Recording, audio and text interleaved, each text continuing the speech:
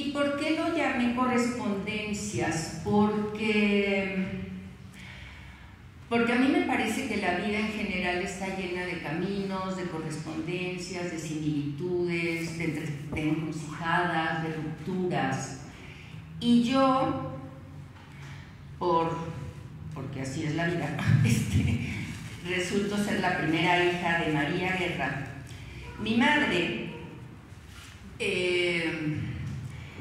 madre conoce a Rosario el mismo día, dice ella, que conoció a Lolita Castro. Mi abuela, la madre de mi madre, fue guatemalteca, Delfina Tejada Milla. Fue guatemalteca y además venía de una familia de literatos. Para quien tenga el interés de conocer un poco de esa historia, don José Milla, en 1847 fue nombrado el encargado de escribir la historia de Guatemala para un gobierno francamente conservador en ese momento, y si lo buscan, don José Milla, fue el historiador de la Guatemala y escribía como Salomé Gil, entonces tiene ese seudónimo, y mi abuela, Delfina, era su nieta. Y yo creo que la relación que mi abuela estableció con Rosario fue una relación muy especial. Yo ahora, biografizando, porque en eso sí soy psicoanalista y me encanta entender de dónde vino qué, mi tío Ricardo, el mayor hermano de los 10 hermanos Guerra, que por aquí les traje algunas fotografías. Bueno, esta es la primera muy bella que había que ver, que son María Guerra y Rosario Castellanos, viendo jugar a los niños. Los niños éramos Gabriel y mis hermanos y yo. Y se establece una relación muy importante de mi abuela con Rosario, yo creo por su cercanía con Guatemala, por su cercanía con los indios, por su preocupación.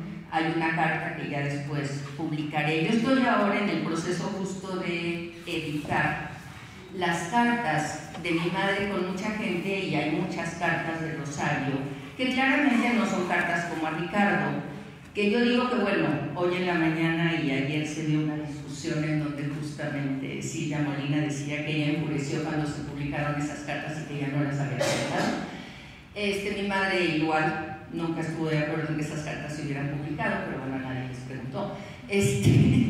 Y cuando se publicaron, Gabriel era muy chico. Gabriel tenía 14 años, yo 13 cuando muere Rosario, y eso significó un sigma en la familia en todos sentidos. Yo ahora me he reencontrado con Gabriel, aunque siempre nos quisimos mucho de niños, y ahora que Gabriel decidió hacer esta nueva exposición, Un cielo abierto, en el Palacio de Minería, y que yo estoy revisando los archivos de mi madre, que murió hace 6 años, estamos por publicar su libro de poesía póstuma que dejó, ha sido para mí muy interesante, y además me he reencontrado con Gabriel, y además ahora que se han abierto esos archivos personales, pues de alguna manera siento que tengo esa posibilidad y esa autorización, digamos, para también dar a conocer cosas que María siempre guardó y que nunca publicó,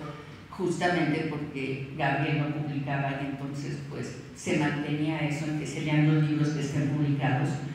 Hoy me llamó mucho la atención que cuando la doctora Ivonne Cancino hablaba de que fue a la exposición, decía que le había faltado María, entonces ya se la trajimos a esta mañana, de Lolita Castro. Y bueno, y a mí me parece que también entender que Rosario, que era hija única, Rosario le llevaba a mi madre 14 años, pero mi mamá ya era como la poeta de la familia. Al rato les dejaré venir las fotos. Esta es una foto de la familia Guerra, de cuando ya están aquí. Al centro está Ricardo, ya están sus hijos ahí, y acá hay otra foto de ya cuando había muerto Rosario, donde también estamos los primos. Somos 54 primos Guerras, y Rosario siempre fue muy importante en esa historia. Y bueno, hay una serie de circunstancias que hacen que mi mamá, siendo una de las 6 cuñadas de Rosario, se hicieran tan cercanas. Cuando Rosario estudiaba filosofía, mi mamá ya iba de oyente a las clases y se sentaba junto a Rosario y tomaba los cursos de marxismo con su hermano Ricardo, que luego le decía: ¿me saliste más marxista que yo? Sí. Mi madre además ya entonces militaba en el Partido Comunista y mi madre hizo mucho tiempo vida clandestina. Militaba en el Partido Comunista y ya después de que había muerto Rosario, justamente hoy hablaban de Alaide Fopa, mi madre fue fundadora de la revista FEM, muy amiga de Alaide. Cuando muere Alaide, mi madre sabía que no podía ir a Guatemala. Mi madre estaba perseguida por este gobierno y también por el gobierno guatemalteco, y mi madre apoyaba a la guerrilla guatemalteca, entonces llegaban a México. Entonces mi madre fue a Guatemala en 1956 y regresó en el 99. Ella siempre estuvo, bueno, todas las compañeras de FEM le decían a Alaide que no fuera, pero pues Alaide fue a despedirse de su madre y no volvió nunca. Entonces todas esas cosas fueron representando una serie de rupturas que yo creo que por eso no se hablaron. Otra cosa que es importante saber es que, bueno, Ricardo tuvo 2 hijos con Lilia Carrillo, que ya estaba enferma cuando se casa Raquel, después con Rosario. Cuando nace Gabriel, sus hermanos vivían en casa. O sea, en realidad Rosario crió a los 3, a Gabriel, pero también a Juan Pablo, un primo mío que todavía vive, que tiene esquizofrenia, pero que está muy bien, es un filósofo erudito con esquizofrenia, encantador. Gabriel se hace cargo de él, lo cuida, en fin, o sea, hay una cercanía muy importante. El hijo mayor de Ricardo murió antes que Ricardo, lo cual fue tristísimo. Y todas esas experiencias pues son parte de una historia familiar peculiar. La otra parte en donde ¿El otro se hijo pone... cómo se llamaba? No, porque no. Bueno, Ricardo es el mayor, Juan Pablo, Gabriel y después Martín, digo después Adrián, que es el hijo de Adriana Yáñez, la última esposa de Ricardo. Y entonces mi madre ya estudiaba, de hecho mi madre estaba estudiando filosofía ya por 1959, y todos sus hermanos e hermanas le dijeron: pero Mari, de filosofía te vas a morir de hambre, estudia historia. Estudió historia. Pero siguió siendo filósofa y poeta. Y ella estudiaba historia.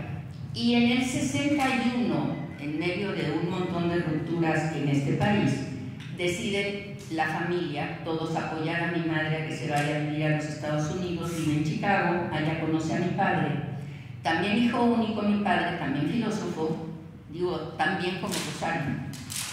Y el primer maestro de inglés de Rosario fue mi papá. Entonces, yo recuerdo de niña como las carcajadas, el inglés, y vivíamos en la casa de Constituyentes, por ahí traje algunas fotos también, y de alguna manera todo eso fue como pues una historia familiar que en muchos sentidos yo fui borrando porque era muy pequeña también cuando, o sea, yo tenía 12 años cuando muere Rosario, y luego pasaron muchos años en donde pues no se hablaba de esta historia.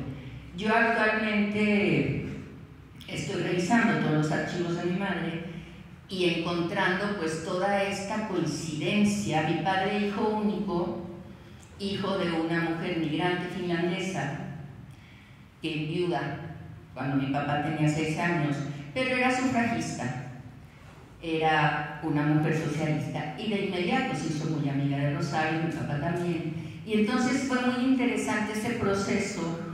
Y aquí hay una carta original, sí, que justamente le escribe Rosario a mi madre cuando se va a Madison, Wisconsin, el 21 de noviembre del 66. Y justo ahí pues le dice: me dio mucho gusto recibir carta, no te la contesté pronto. El departamento de español de la universidad de aquí, que yo creo que todos los hispanistas y todos los literatos, yo ya voy a cambiar de facultad, ahora voy a juntarme con ustedes, porque me parece como súper cálido ese espacio. Y ella decía No tengo tiempo para nada. El departamento de español de la universidad de aquí es lo más hospitalario y lo más cordial. Prácticamente no tengo un día libre y solo, si no siempre, invitaciones a comer, a pasear, y desde ese punto de vista no puedo quejarme. Luego comenta que está contenta porque Gabriel va a ir con Erlinda. Gabriel estaba muy chiquito. Y Erlinda, que fue la nana de Gabriel, primero trabajó con Ricardo y con mi abuela en la casa y cuidó a otros niños más grandes y después se convirtió en la nana de Erlinda. Cuando muere Rosario, Erlinda se quedó huérfana, entonces todos nos encargamos de ser nanas y nanos de alguna manera muy cercanos a Erlinda y siguió siempre muy cerca de la familia. Y es muy bonito, y como sí soy psicoanalista, me llama mucho la atención las cartas entre ellas y otras cartas, porque justamente son cartas entre amigas. Y yo creo que algo de lo maravilloso actual del trabajo y de que entre mujeres se pueda hablar, y actualmente las mujeres estemos en todos los espacios públicos y demás, es reconocer que la amistad entre mujeres sin duda salva vidas. Salva mujeres, salva vidas. Cuando una mujer enviuda, cuando una mujer pierde un hijo, son las mujeres quienes nos acompañamos y sostenemos el mundo. Y eso era como una conciencia que estaba en casa, que se compartía en casa y que siempre estaba ahí. Pero luego también pues puede hablar de cosas como decir, hay momentos en que estoy en un terrible vacío, pero sé que tengo que salir. Nada más que aquí hay invierno y el invierno es horrible y no quiero salir. Y yo compartía esto porque tanto mi madre como Rosario sufrían de ataques de pánico, de momentos de angustia, y entonces eran cosas que se hablaban en casa. El otro día también, oyendo a Gabriel, me encantó el día que presentaron el libro con Andrea y con... ¿Quién estuvo ese día? ¿Sara? Uribe, en la feria del libro, y en donde justamente Gabriel decía, pues es que en la casa se hablaba por teléfono de, oye, el compañero tal está perdido, no sabemos si ya lo detuvieron, o sea, eran los 60s. Y se hablaba de política, se hablaba de filosofía, se leía poesía, mi madre nos leía poesía cotidianamente, era así como, hoy vamos a leer de la poesía. Entonces, de alguna manera, el estar hoy aquí, decía, bueno, puedo hacer un texto muy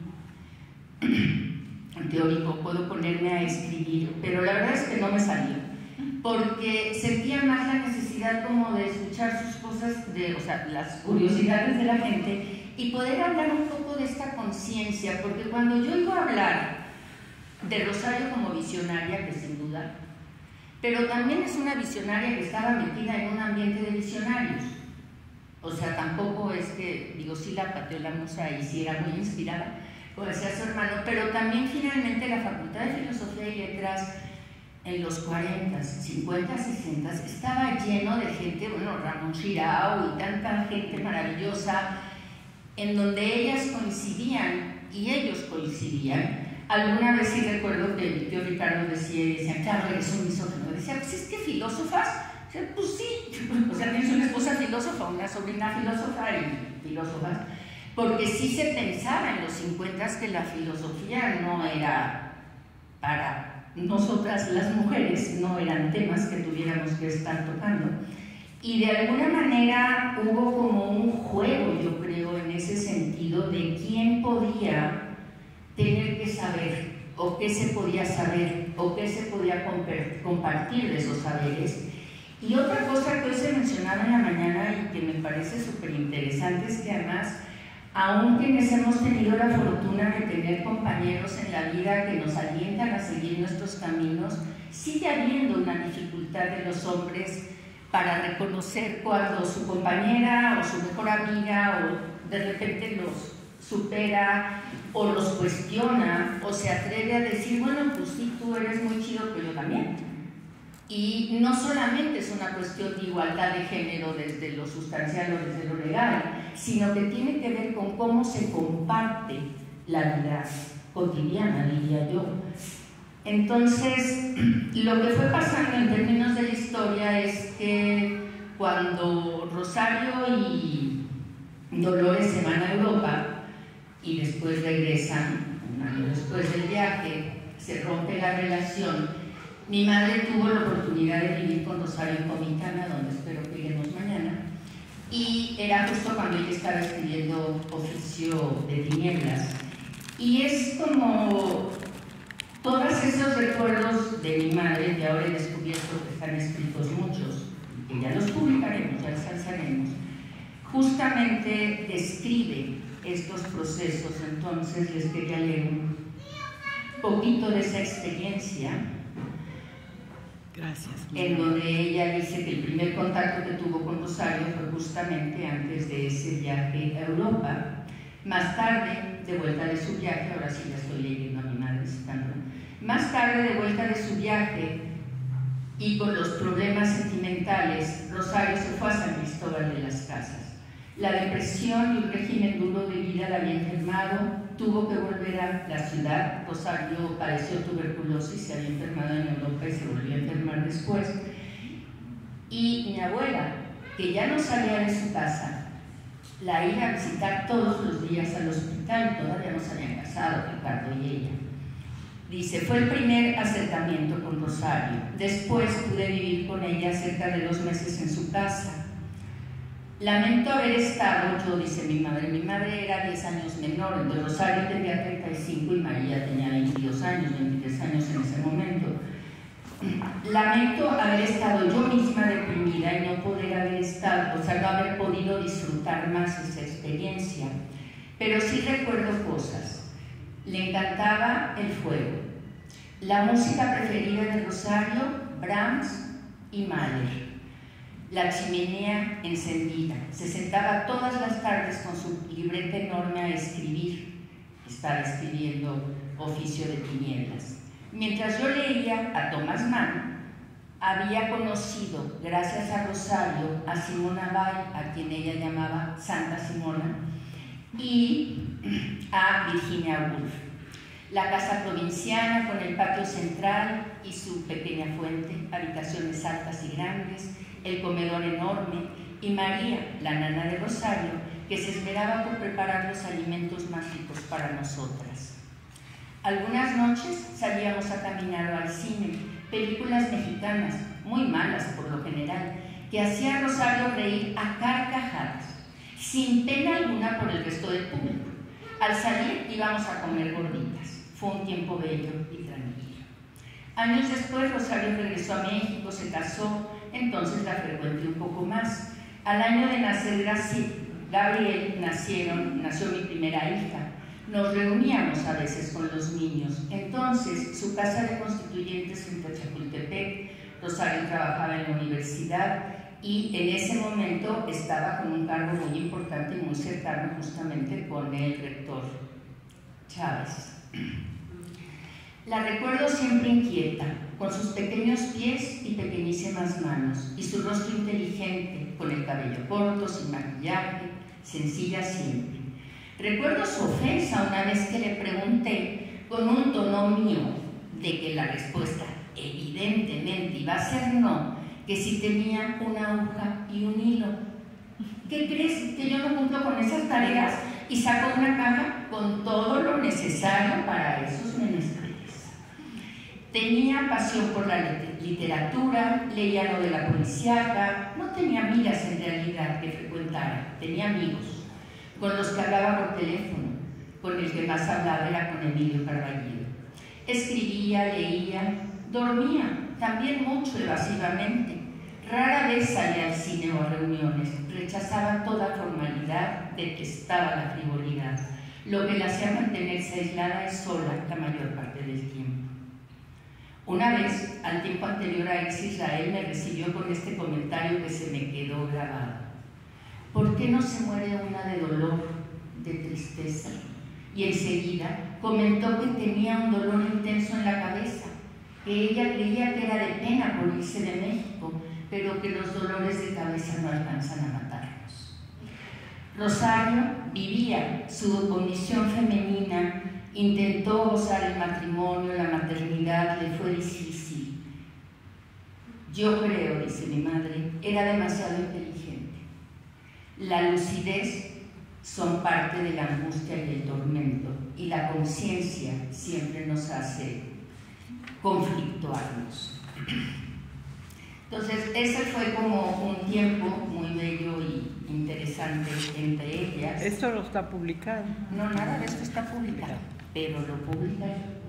Ahora que ya puedo publicar las cosas de mi madre, porque ahora ya todos los papeles están en orden. Entonces, es entender desde otro lugar, y a mí lo que me parece fundamental es que podamos seguir buscando en quienes sí la conocieron. Hoy me encantó saber que dio clases de filosofía del derecho, y si por ahí yo ya alguna vez había sabido que no era su materia preferida, pero que había que dar clases. Siempre asumió además el ser maestra y el despertar las conciencias de sus alumnos de muchas maneras. Y yo me doy cuenta ahora que estoy revisando toda esta historia, que pues mucho de lo que fue el periodo más oscuro de nuestro país, toda la persecución política, una serie de eventos, pues muchas mujeres vivieron participando, pero al mismo tiempo no podían participar tanto justamente por su condición femenina, por su situación de ser. Hoy les quiero leer, bueno, otra de las cosas que está a punto de ser publicados. Mi madre dejó escrito un libro póstumo de poemas que se llama No basta con el mar, que verá la luz a finales de este año, y que justo en ese libro, para mí fue una grandísima sorpresa, ya cuando lo revisamos, es que están casi todos los poemas que mi madre escribió en los 40, 50 y 60 y que nunca publicó. Y hay uno que justamente escribió la noche del 2 de octubre del 68 y que les quiero compartir, y que viene en ese libro, y que nos enteramos, mis hermanos y yo, tenemos hermanos, que ella había estado participando en el movimiento del 68 por otros escritos, pero este poema se los quiero compartir hoy porque habla de todos los ámbitos que una mujer que decide ser madre, participar políticamente, estudiar, ser amiga, ser compañera, pues tiene todo el tiempo que decidir, y todas las que están aquí sentadas lo saben, y los que son papás responsables también, que a veces uno tiene que optar entre cuidar o ir a hacer lo que uno quiere, entre ser libre, entre ser responsable. Y entonces, bueno, les comparto este poema de María Guerra, que se llama Vergüenza. Inútil una lágrima, un grito, todo sigue en silencio. Yo he vuelto a casa porque estás tú y están los niños, y ellos duermen confiados en que estamos aquí para cuidarlos. Pero tal vez debiera haber ido a perderme en la ciudad, a sentarme a llorar junto a un padre que espera el regreso de su hijo, que no volverá nunca, a consolar al joven que ha perdido a su hermano o a su amigo. Tal vez debiera haber ido a pintar las puertas y paredes, que la palabra justicia ya no puede decirse, que no hay palabras limpias, que han acabado ya con la esperanza, pero me vine a casa. Quería correr, gritar, irme a morir con todos los que han muerto. Tuve miedo y frío. Ahora tengo vergüenza y este llanto. María Guerra, 2 de octubre de 1968. Y de alguna manera, este poema a mí me hace mucho pensar justamente pues, en las propias contradicciones de la propia Rosario y de todas las mujeres que nos hemos atrevido a romper o a salirnos del canon o a romper con el techo de cristal o a atrevernos a hacer cosas que quizás no son las mejor vistas o las que deben hacerse o que se debían hacer, pero es gracias a ellas que hemos ido logrando tener todo lo que ahora tenemos. A mí me parece maravilloso cuando vengo aquí, leo y escucho a tantas poetas mujeres, a las filósofas de hoy en la mañana. Es como darnos cuenta de cómo Rosario sí fue una mujer que se dejó acompañar por ciertas gentes, aunque sí era muy solitaria, y que en esa compañía y en esas discusiones, y Rosario misma lo decía, tenía más amigos que amigas, y siempre estuvo ahí participando en espacios en donde yo creo que muchas veces sus compañeros, poetas, amigos que tanto la quisieron, justamente respetaban en ella esa inteligencia y eso después ha despertado muchas polémicas que a mí me sigue pareciendo muy interesante pensar. A mi madre siempre le preguntaban, ¿hay una poesía femenina? Y mi madre, que era feminista, comunista y que tenía una participación abiertamente política, en ese sentido decía, es que quien sea que escriba, escribe desde su vivencia. Entonces, si una mujer escribe, pues va a escribir como mujer. Y si un hombre escribe, va a escribir como hombre. Y no es que sea femenino o masculino, sino que va a escribir desde su vivencia y desde su capacidad, digamos, de transmitir esas